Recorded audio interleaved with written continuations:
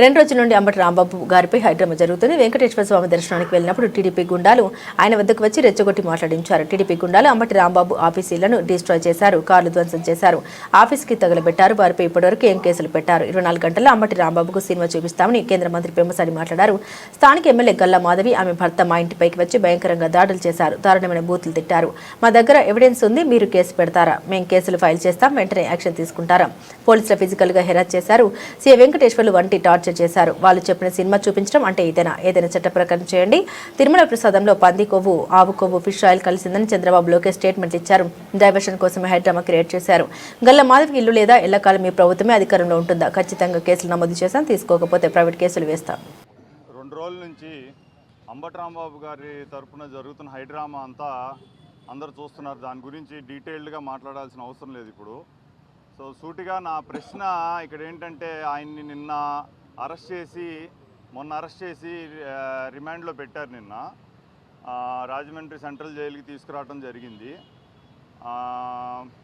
నా ప్రశ్న ఏంటంటే, సరే ఇప్పుడు ఆయన దర్శనానికి అని చెప్పని వెంకటేశ్వర స్వామి టెంపుల్కి వెళ్ళినప్పుడు ఆయన్ని రెచ్చగొట్టి, టీడీపీ గూండాలు వచ్చి ఆయన్ని రెచ్చగొట్టి ఆయన చేత, సరే ఆయన కూడా క్లియర్గా దానికి అది ప్రెస్ మీట్లో చెప్పారు, నేను ఈ వయసులో అనాల్సిన మాటలు కాదు అని చెప్పని ఆయన కూడా రిగ్రెట్ అయ్యారు దాని గురించి.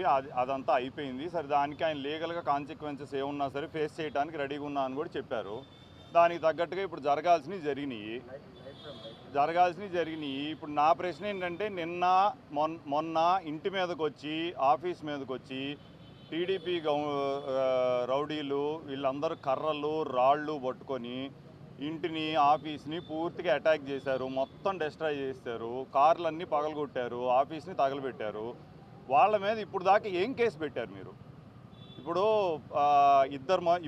మీకు పార్టీకి సంబంధించిన నిన్నేదో చంద్రబాబు గారు మాట్లాడుతూ అంటున్నారని నాకు ఇందాకే తెలిసింది.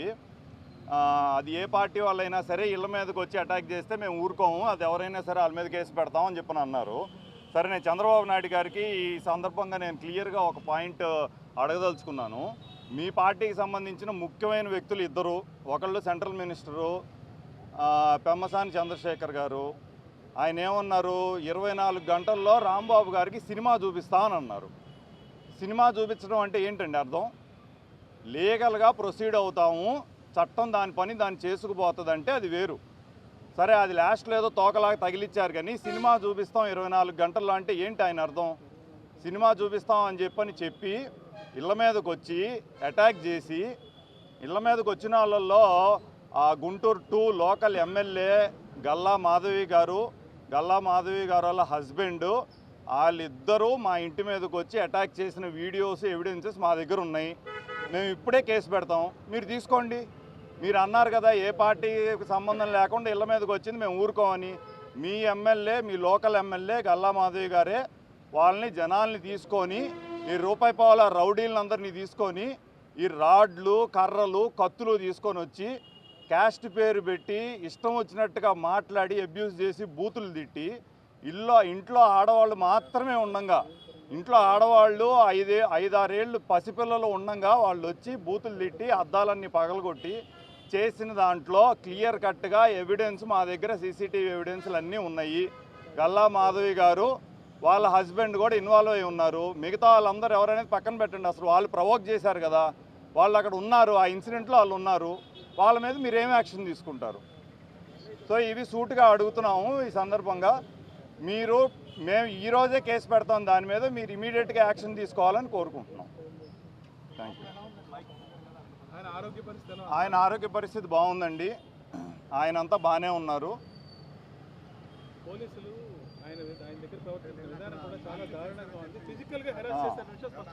ఫిజికల్గా హెరాస్ చేశారు. యాక్చువల్గా నల్లపాడు పోలీస్ స్టేషన్లో పెట్టారండి అరెస్ట్ చేశాక. నల్లపాడు సిఐ, ఇంకా పట్టాభిపురం సిఐ వెంకటేశ్వర్లు, నల్లపాడి సిఐ వంశీ, వీళ్ళిద్దరూ ఇంకా పక్కన ఉన్న కానిస్టేబుల్ హెల్ప్ తీసుకొని వాళ్ళైతే ఇబ్బంది పెట్టడం, టార్చర్ చేయడం జరిగింది. అది ఆయన నిన్న కోర్టులో కూడా రిమాండ్ ఇవ్వబోయే ముందర కూడా ఆయన వివరంగా చెప్పారు, ఇబ్బంది పెట్టారు. అదే సినిమా చూపిస్తాము అని చెప్పని వీళ్ళు చెప్పడం, సినిమా చూపించడం, ఏ బాధ్యత గల పొజిషన్లో ఉండి సెంట్రల్ మినిస్టర్ అయ్యి ఉండి ఆయన ఈ రకంగా సినిమా చూపిస్తాం చట్ట ప్రకారం చేసేది చేసుకోవాలి ఆయన అన్నారు. ఆయన అన్నదానికి ఇదని చెప్పని అంటున్నారు. దానికి ముందు ఏం జరిగింది? దానికి ముందు మీరు లడ్డూ విషయంలో పశువుల అవశేషాలు కలిసినాయి అని క్లియర్గా పంది కొవ్వు, ఆవు కొవ్వు, ఫిష్ ఆయిల్ ఉందని లోకేష్, పవన్ కళ్యాణ్, చంద్రబాబు ప్రెస్ స్టేట్మెంట్ ఇచ్చారు. స్టేజ్ మీద ఉన్నప్పుడు మాట్లాడారు, పలు సందర్భాల్లో ప్రొజెక్ట్ చేశారు. ఇవాళ దాంట్లో మీకు న్యూట్రల్ జర్నలిస్టులు కానీ, న్యూట్రల్ ఛానల్స్ కానీ, యూట్యూబ్ ఛానల్స్ కానీ, లేకపోతే న్యూట్రల్గా ఉండే అనలిస్టులు కానీ వీళ్ళందరూ క్వశ్చన్ చేస్తున్నారు. ఎవరిని క్వశ్చన్ చేస్తున్నారు?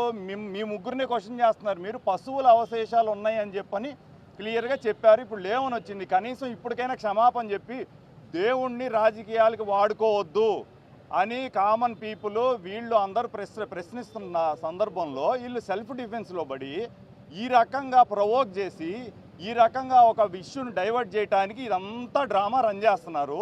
వాళ్ళు సినిమా చూపిస్తామంటే ఇక్కడ కాదండి, గల్లా మాధవి గారికి కుటుంబం లేదా? ఆయనకి పెళ్ళి అవ్వలేదా? ఆయనకి హస్బెండ్ లేరా? పిల్లలు లేరా? ఆమె ఇంట్లోనేగా ఉండేది. ఆమెకి ఇల్లు లేదా? ఎల్లకాలం మీ ప్రభుత్వమే ఉంటుందా? చూస్తా కూర్చుంటారా ఏంటండి? ఇట్లా ఇళ్ళ మీదకి వచ్చి మీరు పసిపిల్లలు ఉన్నప్పుడు మీరు ముందు వెనక ఆలోచించకుండా మీరు అక్కడే ఉండి దాడి చేపిస్తామంటే చూస్తా కూర్చుంటారా ఏంటి? మీకు లేవా? ఫ్యామిలీలు లేవా? ఎల్లకాలం మీరు ఎన్నేళ్ళు ఉంటారు? మీరు ఎల్లకాలం మీరే ఉంటారా ఏంటి? దీన్ని సహించే ప్రసక్తే లేదు. లీగల్గా దీన్ని మేము ఎదుర్కొంటాము. అందరి మీద కేసులు పెడతాం. కేసులు తీసుకోకపోతే ప్రైవేట్ కేసులు పెట్టడానికి కూడా వెనకాడం. ఏంటండి? రెగ్యులర్గా ఉండేటట్టే ఉన్నాయండి. అవునండి. స్పెషల్ ప్రివిలేజెస్ అయితే ఇప్పుడు దాకా ఏం లేదండి.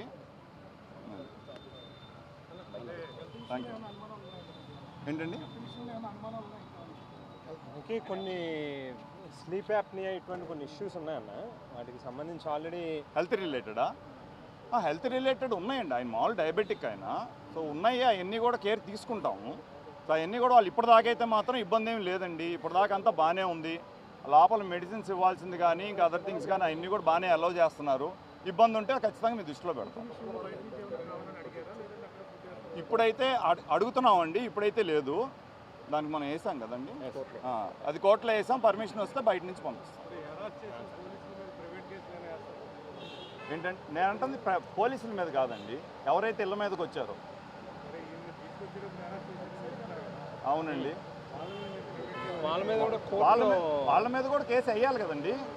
స్టేట్మెంట్ రికార్డ్ చేసి ఇప్పుడు వాళ్ళ మీద ఆల్రెడీ నేను కోర్టులోనే చెప్పారు మామయ్య గారు. ఇప్పుడు అంబటి రాంబాబు గారు నిన్న అది కోర్టులోనే రిమాండ్ ఇవ్వక ముందలే చెప్పారు. దాని స్టేట్మెంట్ తీసుకోవడం కూడా జరిగింది. దాని మీద కూడా కేసు పెట్టారు.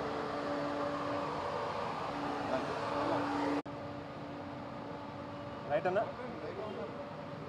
పాత్రికా సోదరులందరికీ హృదయపూర్వకమైనటువంటి నమస్కారాలు. బహుశా ఒక రకంగా చంద్రబాబు నాయుడు గారికి థ్యాంక్స్ చెప్పాలేమో.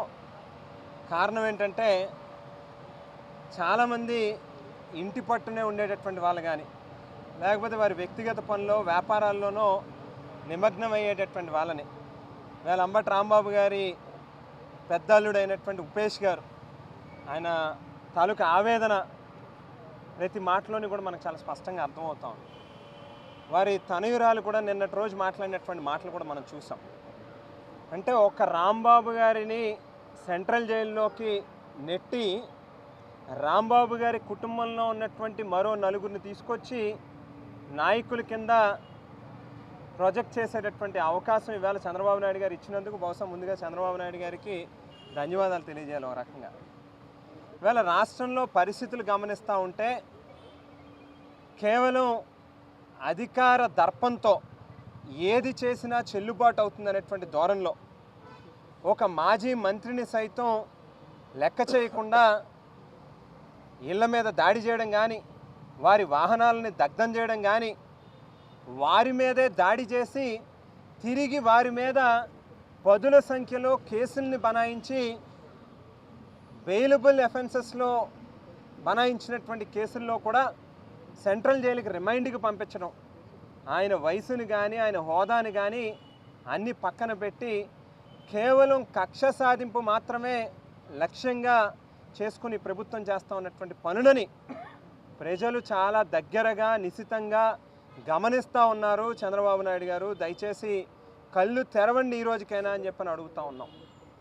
మీరు ఒక అసత్య ప్రచారానికి తెరలేపి ఈ ప్రభుత్వం ఏర్పడిన తర్వాత మీరు ఏదైతే ఎన్నికల్లో హామీలను ఇచ్చారో వాటిని నెరవేర్చేటటువంటి విషయంలో పూర్తిగా వైఫల్యం చెంది ఒక డైవర్షన్ పాలిటిక్స్ని ఎజెండాగా తీసుకుని ప్రతినిత్యం ఏదో రకంగా ప్రజల యొక్క ఆలోచనల్ని మళ్లించాలనేటువంటి ప్రయత్నంలో భాగంగా ఆఖరికి దేవుణ్ణి కూడా రాజకీయాల్లోకి తీసుకొచ్చి మీ ప్రయోజనాల కోసం శ్రీవారి లడ్డూలో జంతువుల కొవ్వు కలిసింది అని చెప్పి ఒక దుష్ప్రచారం చేశారో దానిలో జగన్మోహన్ రెడ్డి గారిని అలాగే వైవి సుబ్బారెడ్డి గారిని కానీ కరుణాకర్ రెడ్డి గారిని కానీ అందరి మీద బురద జల్లాలనేటువంటి ప్రయత్నం మీరు చేశారు. అది ఎప్పుడైతే తిప్పికొట్టిందో చాలా స్పష్టంగా ఆధారాలతో కేంద్రంలో సిబిఐఏ నిర్వహించినటువంటి దర్యాప్తులో అత్యంత ప్రాముఖ్యత కలిగినటువంటి ల్యాబుల్లో నిర్వహించినటువంటి పరీక్షల్లో చాలా స్పష్టంగా ఎక్కడా కూడా అటువంటిది జరగలేదు అని చెప్పి ఒక నివేదిక వచ్చిన తర్వాత మీకు ముఖం చాటేయలేక ఏదో రకంగా మళ్ళీ దీనిని డైవర్ట్ చేయాలి, ఇంకా దీని మీద ప్రజల్లో ఒక అయోమయాన్ని క్రియేట్ చేసి ఓ రాజకీయ ప్రయోజనాన్ని పొందాలి అనేటువంటి దురాలోచనతో ఫ్లెక్సీలు పెట్టి ఎక్కడికక్కడ ఉసిగొలిపి గొడవలు పెట్టాలి అనేటువంటి ఆలోచన చేశారు. దానిని తప్పుబట్టినటువంటి అంబటి రాంబాబు గారిని ఇళ్ళ మీదకి వెళ్ళి ఏ రకంగా మీరు చేసినటువంటి దౌర్జన్యం రాష్ట్రంలో ఉన్నటువంటి ప్రతి ఒక్కరూ కూడా గమనించారు. వేళ ఒక్కటే చెప్తా ఉన్నాం, ఏదైతే మీరు మొదలుపెట్టినటువంటి సాంప్రదాయం రేపు తిరిగి మీకు వడ్డీతో చక్రవడ్డీతో మీకు చెల్లిస్తామనేటువంటి విషయాన్ని మాత్రం దయచేసి గుర్తుపెట్టుకోమని చెప్పి ఈ సందర్భంగా అడుగుతా ఉన్నాం, చెప్తా ఉన్నాం, మీకు హెచ్చరిస్తూ ఉన్నాం. అంబటి రాంబాబు గారి ఇంటి మీదకి వెళ్ళి దాడి చేస్తారు, ఆయన కార్లని దహనం చేస్తారు, తిరిగి ఆయన మీద మళ్ళీ 25-30 కేసులు పెడతారు. ఎక్కడ పడితే అక్కడ రాష్ట్రంలో ఆ పక్క చిత్తూరు దగ్గర నుంచి మొదలుపెట్టి వేళ రాజమండ్రి పోలీస్ స్టేషన్లో 3 టౌన్ పోలీస్ స్టేషన్లో కూడా కేసు కట్టారు. ఇదే రాజమండ్రి జిల్లాలో 6 కేసులు పెట్టారంట. అంటే ఏం సాధిందామని అనుకుంటున్నారు మీరు? మీకు ఎవరైనా భయపడతారని అనుకుంటున్నారా? ఈవేళ ఒక్కడే చెప్తా ఉన్నాం, మీరు ఏదైతే మొదలుపెట్టారో దీనికి అంతకంతా ఖచ్చితంగా మీరు మూల్యం చెల్లించుకునేటటువంటి పరిస్థితి ఉంటుంది. ఈ రాష్ట్రంలో ఉన్నటువంటి 1028 పోలీస్ స్టేషన్లో రేపు రానున్నటువంటి రోజుల్లో ప్రతి పోలీస్ స్టేషన్లోని కూడా నారా చంద్రబాబు నాయుడు గారి మీద, లోకేష్ మీద కేసులు ఉంటాయనేటువంటి విషయాన్ని గుర్తుపెట్టుకోమని చెప్పి కూడా హెచ్చరిస్తూ ఉన్నాం. ముఖ్యంగా పోలీస్ వ్యవస్థ ఈవేళ చంద్రబాబు గారి తొత్తుల మాదిరిగా పనిచేస్తూ ఉన్నారు. కాకి చొక్కాలు మీరు వేసుకున్నది ప్రజాస్వామ్యాన్ని కాపాడడం కోసం. ఈవేళ ప్రజలు కట్టేటటువంటి పన్నుల్లోంచి మీకు జీతాలు ఇస్తూ ఉన్నారు తప్పితే ఎన్టీఆర్ ట్రస్ట్ భవన్ నుంచో లేకపోతే చంద్రబాబు నాయుడు గారు, లోకేష్ గారికి సంబంధించినటువంటి వారి వ్యాపార సంస్థల నుంచో, హెరిటేజ్ నుంచో కాదు. దయచేసి ఆ విషయం గుర్తుపెట్టుకోండి. ఓ డీజీపీ స్థాయి అధికారి నుంచి మొదలుపెట్టి వేళ గుంటూరు జిల్లాలో పనిచేస్తూ ఉన్నటువంటి ఎస్పీ కానీ, లేకపోతే ఇతర డిఎస్పీలు కావచ్చు, సర్కిల్ ఇన్స్పెక్టర్లు కావచ్చు, లేక కానిస్టేబుల్ కావచ్చు, ఆఖరికి ప్రత్యక్షంగా అక్కడ ఆ సంఘటన స్థలంలో ఉన్నటువంటి మొత్తం యావత్ పోలీస్ వ్యవస్థ కావచ్చు, మీరు అక్కడ ఉన్నది దేనికేనంటే అక్కడ ఘర్షణ జరగకుండా, రాంబాబు గారి మీద దాడి జరగకుండా ఆపడానికి కాదు. కేవలం తెలుగుదేశం పార్టీ వాళ్ళు చేసేటటువంటి దౌర్జన్యాలకి, వారు చేసేటటువంటి దాడులకి వత్తాసు పలుకుతూ వారికి ఏదైనా ఇబ్బంది వస్తుందేమో అని చెప్పి వారిని ప్రొటెక్ట్ చేయడం కోసం మాత్రమే మీరు అక్కడ ఉన్నట్టుగా చాలా స్పష్టంగా కనిపిస్తూ ఉంది. ఇవన్నీ కౌంట్ అవుతాయనేటువంటి విషయాన్ని దయచేసి గుర్తుపెట్టుకోండి అని చెప్పి తెలియజేస్తూ ఉన్నాం. ఇవాళ అంబటి రాంబాబు గారిని లోపలికి వెళ్ళి ఆయనతో కలిసి మాట్లాడినప్పుడు రాజా చంద్రబాబు నాయుడు గారు కేవలం ఏదో రకంగా మన యొక్క ఆత్మస్థైర్యాన్ని దెబ్బతీయాలనేటువంటి ఉద్దేశంతోనే ఈ రకంగా మన వాళ్ళ మీద ఈ కేసులు పెట్టి మిథున్ రెడ్డి గారిని కావచ్చు, లేక చెవిరెడ్డి భాస్కర్ రెడ్డి గారిని కావచ్చు, అట్లా చెప్పుకుంటూ వెళ్తే జోగి రమేష్ అన్న కావచ్చు, ఇట్లా చాలామందిని కేసులు పెట్టి ఏదో రకంగా ఇబ్బందికి పెడితే వారు వెనక్కి తగ్గుతారనేటువంటి ఆలోచనతో వెళ్తూ ఉన్నారు. కానీ నువ్వు చాలా స్పష్టంగా చెప్పు, రెట్టించినటువంటి ఉత్సాహంతో అంబటి రాంబాబు పనిచేస్తాడు. ఈరోజు దాకా వైఎస్ఆర్ కాంగ్రెస్ పార్టీని అధికారంలోకి తీసుకుని రావాలనేటువంటి ఏదైతే సంకల్పం ఉందో దానిని రెట్టించినటువంటి కార్యక్రమం చేస్తాం, రెట్టించినటువంటి ఉత్సాహంతో పనిచేస్తామని చెప్పి స్పష్టంగా మీడియా సోదరులందరికీ కూడా చెప్పు అని చెప్పి కూడా ఆయన చెప్పడం జరిగింది. అందు గురించి ఆయన ఎక్కడా కూడా మానసికంగా కానీ లేకపోతే ఎక్కడా ఆయన కృంగిపోయినటువంటి పరిస్థితి లేదు. ఇంకా గట్టిగా ఈ ప్రభుత్వం మీద, ఈ ప్రభుత్వం చేసేటటువంటి తప్పుల మీద పోరాటాలు, ఉద్యమాలు రేపు రానున్నటువంటి రోజుల్లో చేస్తారనేటువంటి మాటను కూడా తెలియజేస్తూ, ఉపేష్ గారు చెప్పినట్టుగా ఇవాళ అత్యంత ఘోరాతి ఘోరమైనటువంటి పరిస్థితి, ప్రజాస్వామ్యాన్ని ఏ రకంగా కూనీ చేస్తున్నారనేటువంటి దానికి ప్రధానమైనటువంటి ఉదాహరణ ఏంటంటే ఇవాళ రాంబాబు గారి ఇంటి మీద, కార్యాలయం మీద హత్యాయత్నానికి పాల్పడి మొత్తం ధ్వంసం చేసి అక్కడ ఉన్నటువంటి ప్రతి వస్తువుని కూడా ధ్వంసం చేసి ఆఖరికి పెట్రోల్ పోసి తగలబెడితే కూడా ఈ రోజుకి కనీసం ఒక్కటంటే ఒక్క సింగిల్ కేసు కూడా కట్టలేదనంటే ఎంత దౌర్భాగ్యమైనటువంటి పరిస్థితుల్లో ఈ రాష్ట్రంలో లా అండ్ ఆర్డర్ ఉంది అనేటువంటిది కూడా మనందరం కూడా గమనించవచ్చు. కానీ ఇవన్నీ ఎక్కడికి పోవు.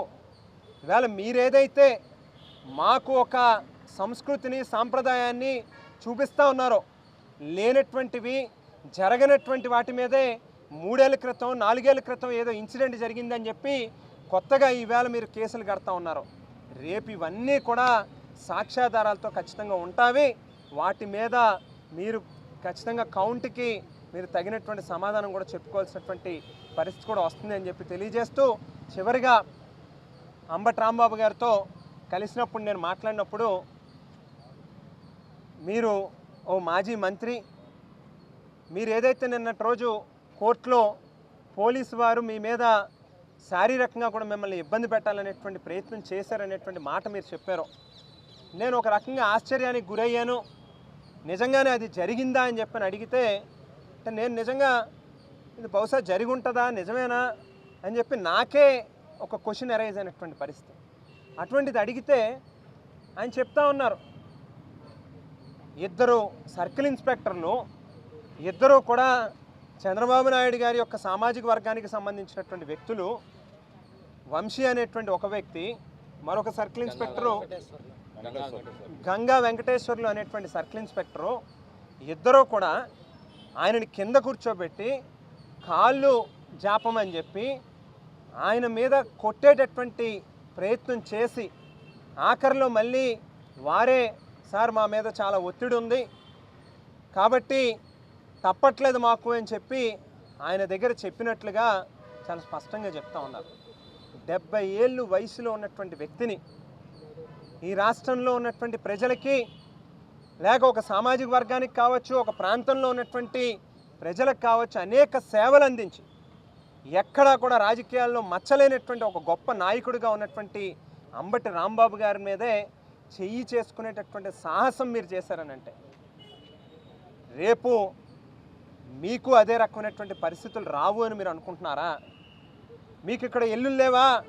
మీ కుటుంబాలు లేవా? ఈ రాష్ట్రంలో మీరు బ్రతకరా? రానున్నటువంటి రోజులన్నీ మీయే అని అనుకుంటున్నారా?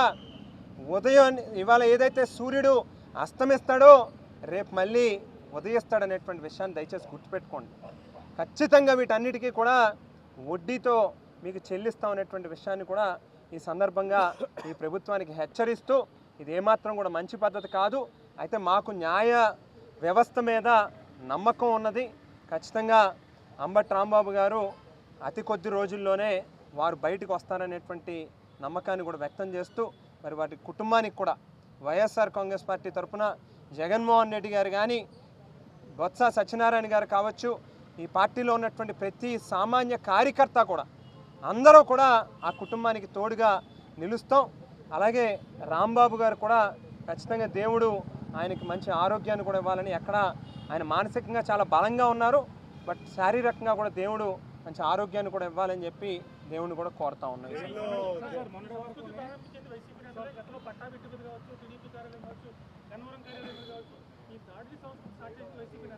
ఇప్పుడు చాలా స్పష్టంగా ఒకటే చెప్తా ఉన్నాం అన్న, ఏదైనా చట్టపరంగానే వెళ్ళాలి. ఎక్కడా కూడా ఇప్పుడు నిన్న రాంబాబు గారి ఇంటి మీద జరిగింది, మళ్ళీ వెంటనే జోగి రమేష్ గారి ఇంటి మీదకి వెళ్ళి దాడి చేసినటువంటి పరిస్థితి. సరే నువ్వన్నదే పోనీ కరెక్ట్ అని అనుకుందాం.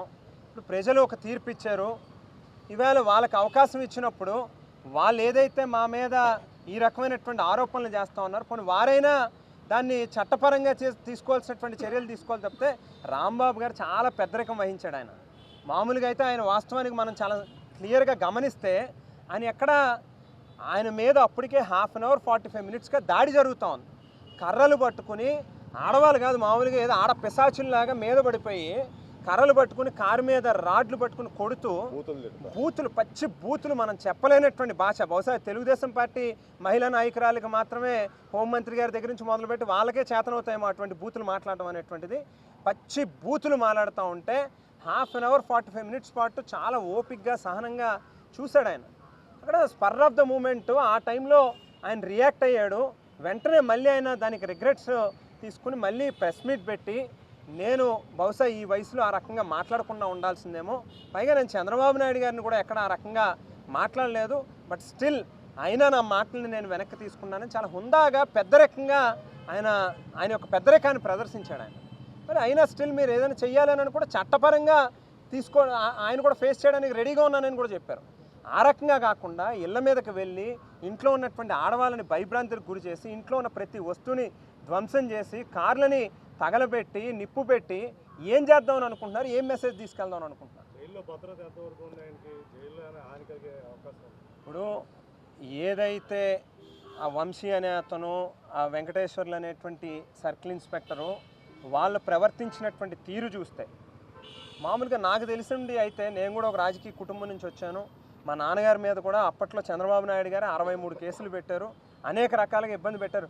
ఒకేసారి నాన్నగారు కోర్టుకు వెళ్తే 4 కోర్టుల నుంచి ఒకేసారి పిలుపు వచ్చేదాన్ని. సో మొదటి నుంచి ఆయన రాజకీయ చరిత్ర అంతా కూడా ఏదో రకంగా ప్రత్యర్థి పార్టీల వాళ్ళని కేసులు పెట్టి వాళ్ళని ఇబ్బంది పెట్టాలనేటువంటి ఆలోచనతో నేను వెళ్తూ ఉంటాడు. అయితే సర్కిల్ ఇన్స్పెక్టర్లు వీళ్ళు ఈ రకంగా కొట్టేటటువంటి ధైర్యం, అది కూడా ఒక మాజీ మంత్రిని కొట్టేటటువంటి ధైర్యం చేశారంటే బహుశా ఖచ్చితంగా మాకు కూడా కొంత అనుమానాలు వ్యక్తం అవుతూ ఉన్నాయి. ఇవాళ సెంట్రల్ జైల్లో మాత్రం ఏ రకంగా ఆయనకి సేఫ్టీ ఉంటుందనేటువంటి క్వశ్చన్ అరైజ్ అవుతుంది. సార్ మొన్నటి వరకు కూడా మాజీ మంత్రి అంబటి రాంబాబు అనేవారు, కానీ ఇప్పుడు అంబటి రాంబాబు కాపు అని చెప్పేసి సంబోధిస్తూ కుల రాజకీయాలకి డైవర్షన్ చేస్తున్నారనుకుంటున్నారు. అంబటి రాంబాబు గారు కాపు సామాజిక వర్గానికి సంబంధించిన వ్యక్తి. కాపులకి సంబంధించి ఎక్కడ ఏది చిన్న ఇష్యూ వచ్చినా మొట్టమొదట గొంతెత్తేది ఆయనే. గతంలో ముద్రగడ పద్మనాభం గారు సంబంధించినటువంటి అంశంలో కూడా ఆయన్ని ఇబ్బంది పెడుతున్నప్పుడు కూడా పద్మనాభం గారు ఆ వేళ వైఎస్ఆర్ కాంగ్రెస్ పార్టీలో లేనప్పటికీ కూడా కాపు సామాజిక వర్గం యొక్క ప్రయోజనాల కోసం ఆయన ఫైట్ చేస్తున్నారని చెప్పి ఆ అంశాన్ని కూడా ఆయన భుజాన్ని వేసుకుని ఆ రోజు కూడా అందరినీ సమీకరించేటటువంటి కార్యక్రమం చేశారు. వేళ కాపు సామాజిక వర్గం అని చెప్పి మేము ఆయన మీద ఏం ముద్ర వేయట్లేదు. ఆల్రెడీ ఆయన కాపు సామాజిక వర్గం, కాపుల్లో ఆయనకంటూ ప్రత్యేకమైనటువంటి అభిమానం ఉంది ఆయన మీద. అందు గురించి ఇందులో కుల రాజకీయాలు మేంగా తీసుకొస్తుంది. ఇప్పుడే రాంబాబు గారు చెప్తా ఉన్నారు, నిన్న కోర్టులో జరిగినటువంటి ఆర్గ్యుమెంట్లో కూడా అవతల గవర్నమెంట్ నుంచి ఎవరైతే వాదించేటటువంటి అడ్వకేట్ ఒక సామాజిక వర్గం పేరెత్తి, అంటే రాంబాబు గారు కమ్మ అని చెప్పి ఇంకా వెనకాలేమో నా కొడుకు అని చెప్పి తిట్టాడు అని చెప్పి మాట్లాడారంట. సో ఎప్పుడు రాంబాబు గారు మన భాషను ఆయన గమనిస్తే చాలా ఆయన యొక్క విమర్శ కూడా చాలా సద్విమర్శ కింద ఆలోచింపజేసేటట్టుగానే ఆయన విమర్శ ఉంటుంది తప్పితే ఆయన పదజాలం కానీ ఆయన వొకాబులరీ ఆయన మాట్లాడేటటువంటి మాటల్లో కానీ ఎప్పుడు నోరు జారి మాట్లాడేటటువంటి అలవాటు ఇన్ని సంవత్సరాలు 70 ఏళ్ళు వయసు వచ్చిందండి ఆయనకి. ఎన్ఎస్యుఏ నుంచి విద్యార్థి రాజకీయాల నుంచి రాజకీయాల్లో ఉన్నటువంటి వ్యక్తి ఆయన. మరి ఇంతకాలం నుంచి 86లో ఎమ్మెల్యే చేశాడు ఆయన. 86లో అంటే దాదాపు 40 సంవత్సరాలు అయింది ఎమ్మెల్యే, మొట్టమొదటిసారి ఎమ్మెల్యే చేసి. సో 40 సంవత్సరాలు 50 సంవత్సరాల రాజకీయ చరిత్రలో ఏనాడు కూడా ఆయన నోట్లోంచి మాట జారినటువంటి పరిస్థితి లేదు. మొన్నటి రోజు కూడా స్పర్ ఆఫ్ ద మూమెంట్ మాత్రమే జరిగింది. అందుగురించి ఆయన మీద ప్రత్యేకమైనటువంటి అభిమానం కాపుల్లో ఉంది. అయితే తెలుగుదేశం పార్టీ వాళ్ళే ఈవేళ కుల రాజకీయాలకు తెరలేపుతా ఉన్నారు తప్పితే వైఎస్ఆర్ కాంగ్రెస్ పార్టీ ఏ రోజు కూడా కులాల మధ్యలో చిచ్చుపట్టేటటువంటి కార్యక్రమం చేయలేదని చెప్పి కూడా ఈ సందర్భంగా తెలియజేస్తాను. రైట్, థ్యాంక్ యూ అన్న.